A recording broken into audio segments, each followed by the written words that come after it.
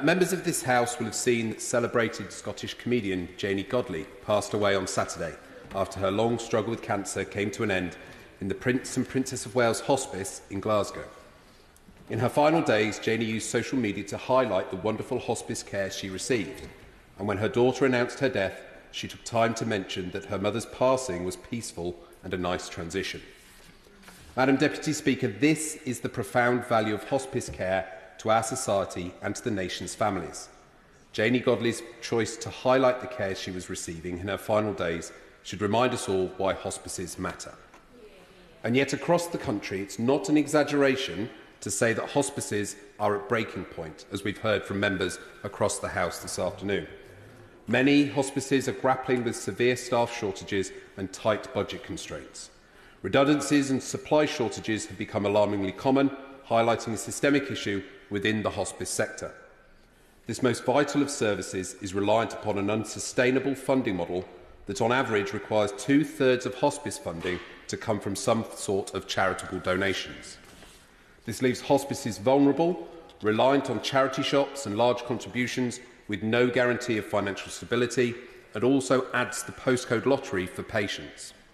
And even the NHS funding hospices do receive fails to keep pace with inflation. Nowhere is this crisis more evident than at St Raphael's Hospice in my constituency of Sutton and Cheam. St Raph's is more than just a healthcare facility, it is a sanctuary for those seeking to die in dignity. The compassionate care provided there not only supports the dying but also brings comfort to their families during one of the most challenging times in their lives. And yet it only receives 25% of its funding from the NHS, substantially below the national average. In recent months, the hospice has been forced to reduce its clinical community nurse team by 20% and has completely discontinued its Hospice at Home programme, which once made sure that patients who wanted to spend their final days in the comfort of their own home could do so with dignity and support. Over the last 4 years, St Raph's running costs have risen by more than £1 million, but NHS funding to the hospice has only increased by £140,000. In last week's budget, the Chancellor pledged £22.6 billion to the NHS, which is long overdue after years of Conservative neglect.